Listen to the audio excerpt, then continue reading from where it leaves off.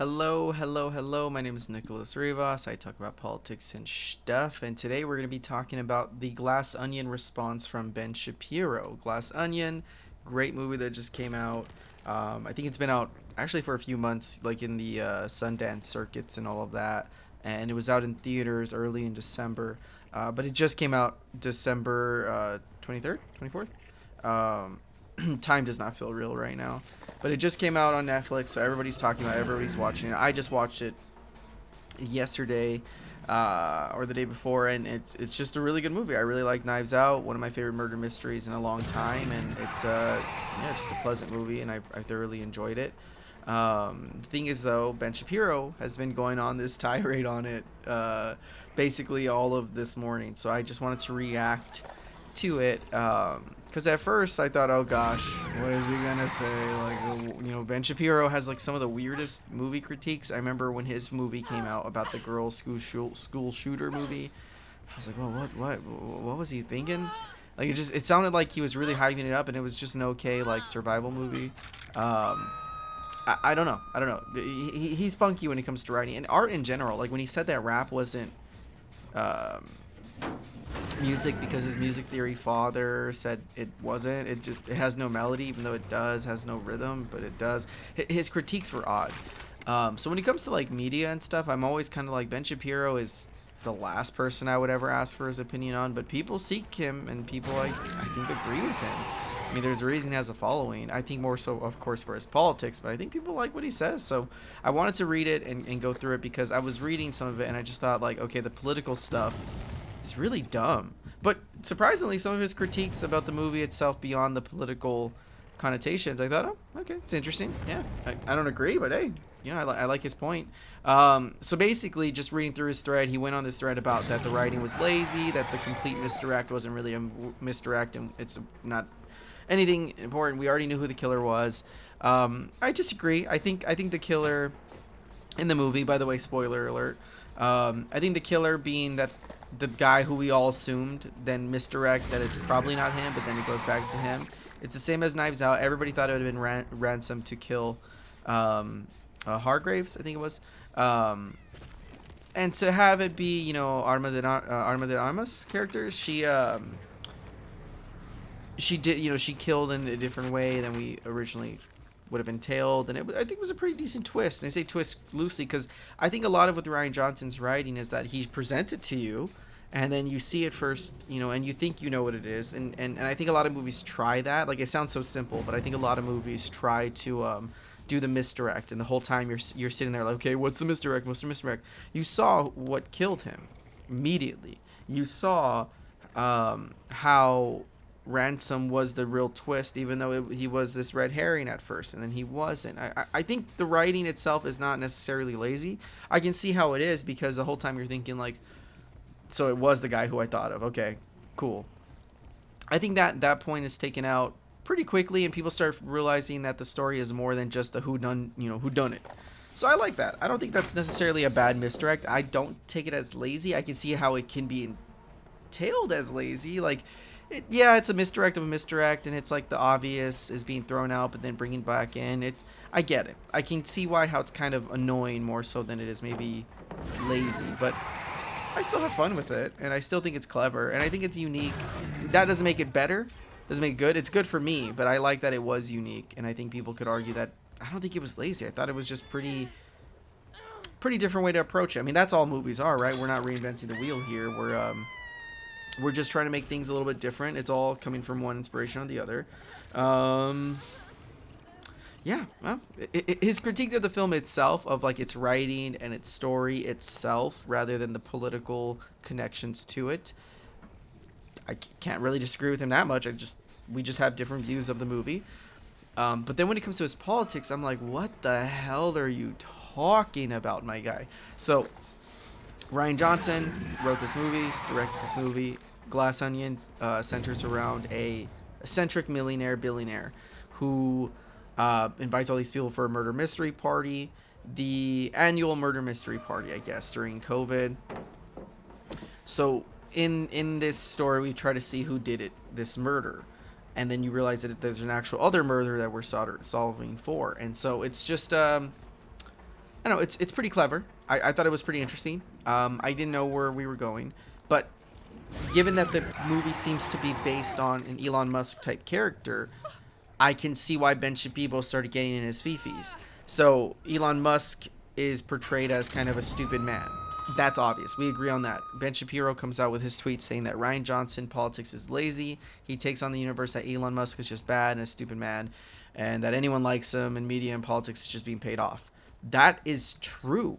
I don't understand how you don't see that. Any political person, any sort of power when it comes to these rich people is that they are being paid off in a sense. I think it's okay for people to like him for what they like him for. In the movie, I think you missed the main point, and I think that the idea of the film like coming out right now is just chef kiss beautiful. Ryan Johnson must have wrote this as like a time traveler, given that the Elon Musk of the world is being shown as a dumb, stupid man. He's not an idiot. He's not the dumbest guy in the world, but given how he's been handling Twitter is objectively really bad. Many of these corporate billionaires who are behind these corporations, right? They don't come out like Elon Musk. They're not like in the edgelord sphere trying to talk to people. And I think people respect that. Just kind of like a Trump. They kind of respect that he's this shooting from the hip kind of guy. The thing is, though, company people don't do this because it puts a divide into your company. Like if the Charmin guy came out and said he was lefty, I guarantee you some right-wing people would feel indifferent of buying their products. So these corporate heads don't do this. Elon Musk coming out and showing his true colors may be cool to some, but it definitely alienates people. That already is a bad sign when it comes to his businesses, because you have Tesla, because you have Twitter, because you have SpaceX really taking hits right now. Shows that this isn't the best strategy. How are you the smartest man in the world and you don't understand that this is really poor strategy? Well, because his ego is bigger than him. And so when Ryan Johnson is portraying this rich man, I think it's not necessarily just Elon Musk. It's just the egos of these rich people, these billionaires, these millionaires who have a lot of money, who don't really have no's. They have just yes men with them, right? Yes men.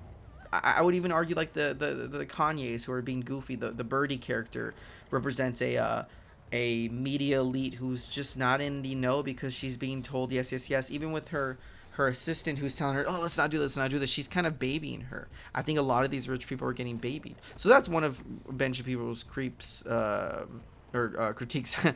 He's basically saying that Elon Musk is just bad, stupid. I don't think that is the case. I think Elon Musk being just bad and stupid is just giving not enough credit to Ryan Johnson.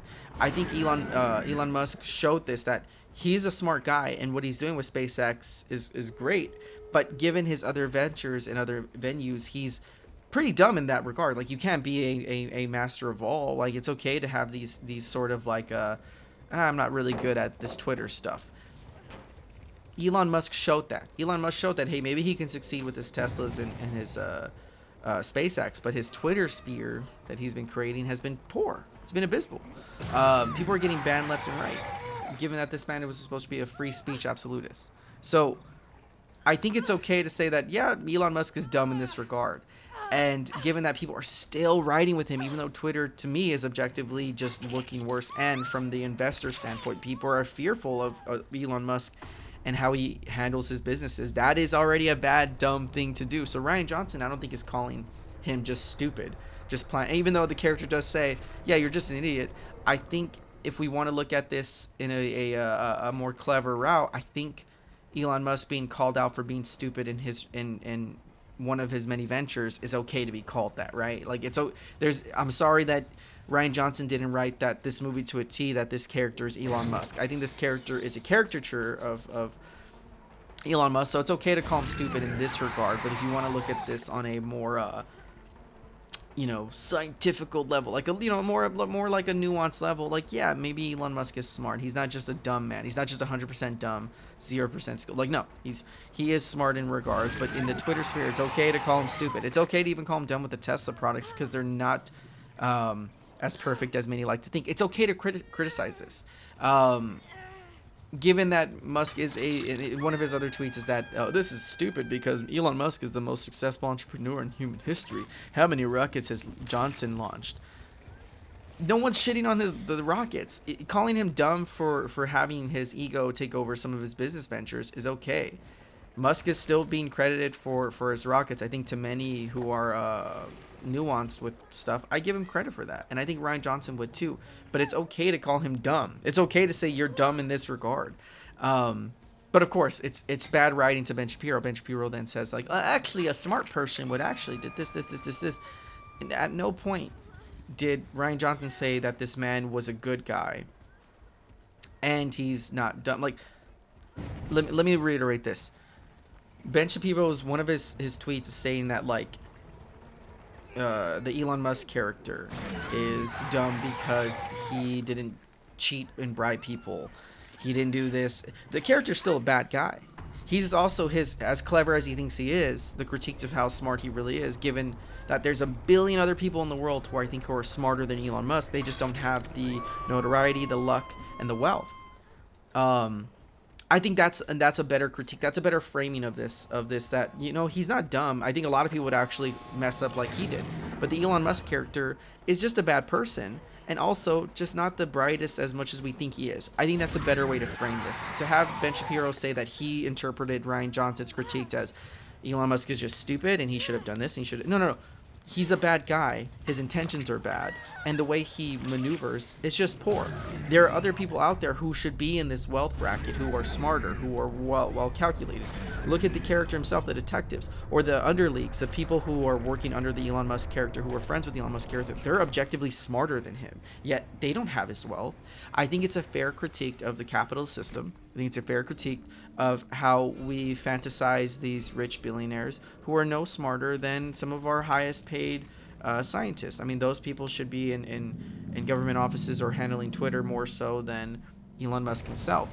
People like the birdies and the politicians can have some easy critiques as well to say like, oh, you know, they shouldn't have their notoriety.